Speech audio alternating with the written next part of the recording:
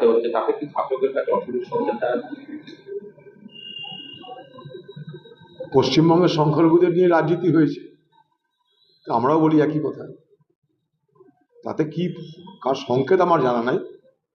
রাজনীতি করি, সত্য কথাটা বলি, শুভ অশুভ সংকেতের বিতরণ করি না, আর তার পক্ষে বিপক্ষে দাঁড়িয়ে আমরা ভোটের ধান্দাবাজি করি না। যা বাস্তব অবস্থা সেই বাস্তব অবস্থার কথা বলি।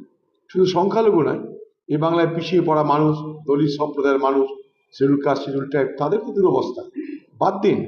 বেকার যুবক, ছাত্র ছাত্রী, তাদের কি অবস্থা? সারা বাংলা জুড়ে নৈরাজ্য, সারা বাংলা জুড়ে বেকারত্ব, সব মিলিয়েই হবে। সেখানটাই হঠাৎ করে আমি আলাদা করে মুসলমানদের টার্গেট করতে গিয়ে ভোট বাড়ানোর অঙ্ক পুষতে শুধুমাত্র সেটা করি না, কিন্তু হ্যাঁ, মুসলমানদের অধিকার যে দেওয়া হয় না, নিশ্চয় তার কথা বলি এবং বলবো, অবশ্যই বলবো। মুসলমানদের নিয়ে এখানে রাজনীতি হয়, মুসলমানদেরকে এখানে ভোট ব্যাংক হিসাবে ব্যবহার করা হয়, এটার মধ্যে কোনো রকম ব্যর্থতা নেই কথা বলার মধ্যে। ভোটের মুখে ঠিকাদাররা যদি কাজ বন্ধ করে দেয়, তাহলে তো বহু প্রকল্পের কাজ বন্ধ হয়ে যাবে। আপনি আখের কিছুই না, ঠিকাদারদের কিছু দেবে, দিয়ে আবার বলবে আরো পরে কাজ দেবো, এই হবে। বাকি আমাদের উপর চাপ আসছে। আপনি দেখুন না, সরকার তার টাকা নাই, তার জন্য কি করবে?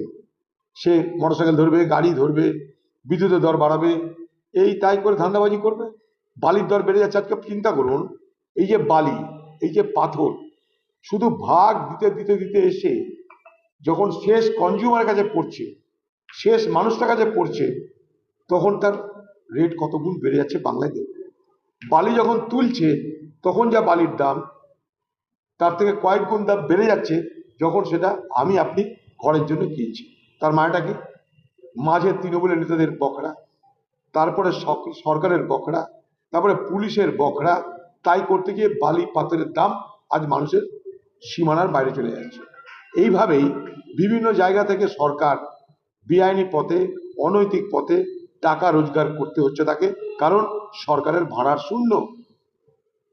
তাই সে চাকরি দিতে চায় না। চাকরির বদলে কেস হোক, কোর্টে ঝুলে থাক, ফাইনাল চাকরি যেন না হয়, তার জন্য সরকারের মাথা ব্যথা অনেক বেশি। যারা চাকরি চাইছে তাদের থেকে সরকারের মাথা ব্যথা অনেক বেশি, যাতে চাকরিটা না হয়। কারণ ভাড়ে মা ভবানী পশ্চিমবঙ্গ সরকারের আজকে রাজকোষ 8 লাখ কোটি টাকার উপর তার ঋণের বোঝা। কালকে যদি আপনার পরিবার একটা বাচ্চা শিশু জন্মগ্রহণ করে,